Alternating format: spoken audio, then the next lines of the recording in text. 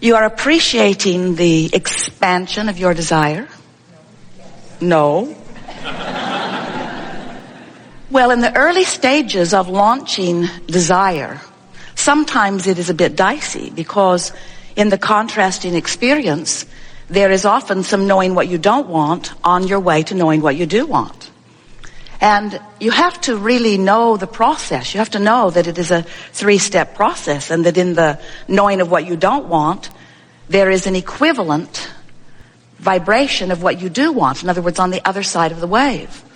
So the more you want something, the more its absence is uncomfortable. And the more the absence of something that you want is uncomfortable, the more you want it. But the whole process of deliberate creating is about deliberate vibration. It's about deliberately contouring your thought in order to achieve a vibrational frequency with who you really are, with what you really want. So we notice as we watch you that sometimes you are better at it than others. And sometimes you talk about it as if it is a sort of mind control. And it is to a certain extent, because focusing is about deciding. It's about determination. It's about deciding what you are going to think about and then thinking about it. But it's not only about that, because law of attraction plays a very big role in all of this. In other words, what you've recently been thinking about is active in your vibration. And what's active in your vibration sets up the parameters of what's available to you. So it's not like you can really know what you don't want and then just jump immediately to clarity about what you do want, even though it is known because it is the other side of the wave. But it's not known by you when you're focused upon what you really don't want. It is, however, known by the larger part of you, who you don't have access to right now when you're focused upon what you don't want. It's just such an interesting thing. So the harder you try from your place of knowing what you do not want, usually the more you stay in that vibration of what you do not want, because law of attraction just keeps feeding back to you more things like how you feel. And so the more you try to fix it, or the more you try to get clarity about it, the more you dig into it, usually the more active it is. And the more active it is, then the more stuff like it comes to you. And then you say, oh man, I ought to be able to control my mind better than this. And we say, no one can buck the current of law of attraction. It isn't about mind control. It's about finding a vibration that feels good to you, starting out as early as you can in the day or in the thought process about what you do want, and then maintaining the vibrational frequency of that as best you can and milking it from the place of feeling good. That really is the way that you shore up your vibration and hold yourself in the point of attraction that is most pleasing to you. So interesting to watch you, because a lot of times you've decided that you will be determined. I'm going to make this happen. I'm going to achieve the relationship I want. I'm going to achieve the financial situation that I want. I'm going to achieve the bodily condition that I want. And in that determination, that is a very wonderful thing. It's so good to know what you want, and it's so good to speak about what you want. But we've been talking for years, and if you've been listening to us at all, you've been hearing us speaking about the law of attraction. Yes, most powerful, significant law in the universe, and the one that your understanding of it will serve you better than all others.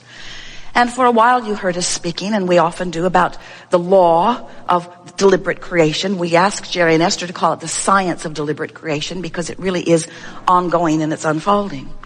But then we want to talk to you about the law of allowing. We began calling it the art of allowing, because the only law worth mentioning, really, we don't count gravity, is the law of attraction. But the art of allowing really is what we're talking about here. And it's about managing your vibration. It's about caring enough about how you feel that you tune yourself to the frequency of who you really are. Now, that's the most important thing to talk about. So you know that you are extensions of source energy. You know that, don't you?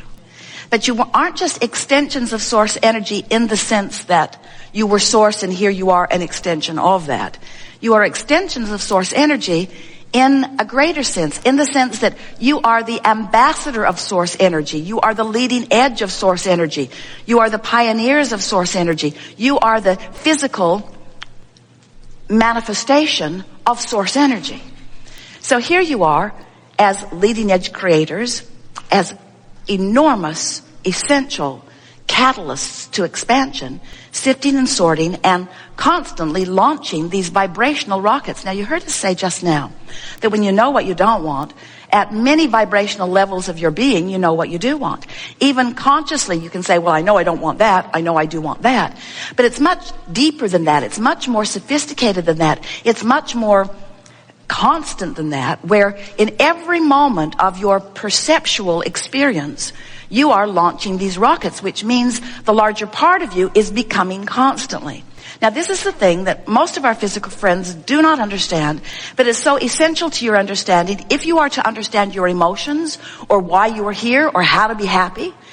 And that is that with every expanding rocket or energy or vibration that exudes from you, and it does constantly all day, every day, that the larger part of you incrementally, and we only use that word because you're shooting the rockets off incrementally, but this larger part of you is incrementally expanding.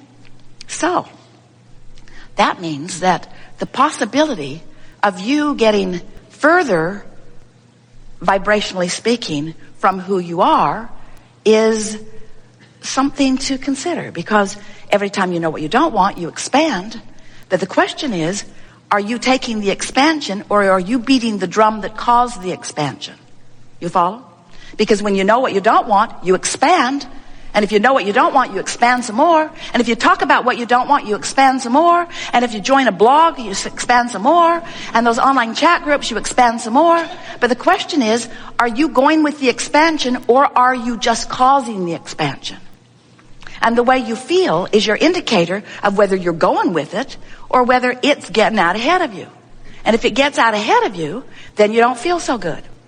If life causes you to expand and you are not aware of the expansion and doing your work in keeping up with it, then the gap can get wide enough that you can begin to experience some discomfort that is beyond the negative emotion that we love you very much. The negative emotion that, oh, we love you so much. The negative emotion that you have come to accept as part of life. In other words, it feels normal to you to complain. It feels normal for you to feel resentful. It feels normal for you to feel embarrassed or fearful, or it feels normal for you. In other words, you know because you talk to others about the same thing and they tell you they feel the same way. And so you validate your negative emotion because everybody's doing it. And because everybody's doing it, it doesn't feel so weird to you, but it ought to feel weird to you because you're supposed to feel good. And when you don't, something's off, you see. So when we talk about the art of allowing, we're not just talking about you allowing your new car to come or your new home to come or your lover to come or your physical condition to improve. We are talking about that, but not just that. When we talk about the art of allowing, what we're really talking about you allowing is your alignment, your connection, your involvement, your vibrational sameness with your inner being, who keeps taking the expansion and never holds back from it. Your inner being, the source within you, this non-physical part of you, who we are wanting you to understand exists in this vibrational frequency of knowledge and understanding and beingness. Your inner being is not an idea. We would call it an inner idea. It's an inner being, an inner beingness. Your inner being bees. Your inner being is consciousness who bees. Consciousness who is life, who is eternal, who bees. So this inner being has taken all of the expansion that you've offered it through the living of life and is not holding back ever like you may be. So when you're beating the drum of justification or defense or rationalization, well, I feel this way because that happened to me and it shouldn't have happened to me, and that was an injustice that should not have happened, and so I'm just going to stand here in my righteous indignation and join others in my protest against the government or in my protest against this absurd policy that has just happened at work. Do you know they gave us a bonus and then they took it back? It's just ridiculous that they're making all that money and they're not giving nearly enough of it to me, and I'm working so hard and I don't think they are. That righteous indignation is justified maybe, and maybe everybody in your company and beyond would agree with you, but your inner being isn't agreeing with you, and that's the only agreement that is ever important to you. Your inner being stays in a place of positive expectation. No, not positive expectation, because expectation implies it is something yet to come. In positive beingness, because your inner being bees there and does not deviate from it. But when you aren't up to speed with your inner being, then you feel the deviation. Light, slight, severe, strong, that's what negative emotion is. It's your indicator that you're not up to speed with your expansion. Negative emotion is telling you two things. It's telling you first that you're not up to speed, but it's telling you something else really, really important that we so want you to hear. It's telling you you have expanded, the bigger part of you has expanded beyond where you're practiced. Don't you like knowing that? I have expanded beyond what I have learned to allow. Well, you know what that means? If you've expanded beyond what you have learned to allow, that means there's some good times coming to you, because the deliciousness of life, the true essence of life, the part of life that you call exhilaration or adventure, the part of life that you call passion, the part of life that you climb mountains for, or that you get into new relationships for, the part of life that you were born for, the part of life that you love the most of all is that moving in the direction of the further expansion. And we really want you to hear us when we say moving in the direction of it, because moving in the direction of it is all that you're ever going to do, because you're never going to catch it. Oh. That doesn't seem right. I'm never going to catch up with who I am. Not really. Because there will always be more that will cause you to expand. And so if you can come to the place where you savor the problem as deliberately and deliciously as you savor the solution, now you're rocking and rolling. Because you can't have a solution without a problem, and you can't have expansion without asking, and you can't ask without contrast, and you can't be alive without that. You can't be here in this physical format without life causing you to know more clearly all day, every day, what you would prefer. So you got that, didn't you? Do you understand that the vibration of a question and the vibration of an answer are different frequencies? But the answer is born from the question. Do you understand that the frequency, the vibrational frequency of a solution is different than the frequency of the problem? But they are tied together in this vibrational wave. In other words, they are equal parts of the same concept. It's why humans talk about duality. We don't follow that conversation too fully, because it takes you off on all kinds of wild goose chases. But it is so nice to know that you are constantly expanding, and that everything you feel, no matter what, is about one thing and one thing only. It's about your personal, in this moment of the feeling, vibrational relationship with that expanded version. Sometimes over the years, Esther has said, as she's standing in a place not feeling so good, and as she's been listening to us long enough to know that the worse she feels, the better we feel. What's up with that? If you were really a non-physical entity that was worth its salt, you'd have empathy for me and you'd come over here and comfort me.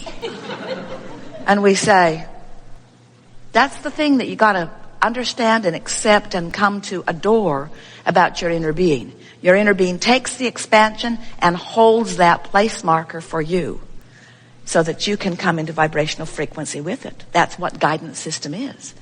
Esther would say from time to time, Abraham, I think you should come over here and complain with me, because you know I'm right. You know I'm justified in this complaint. And we say to Esther, we're not coming. Come over here. No, you come over here. Come over here. No, you come over here. And of course, through the years, she's discovered we never come.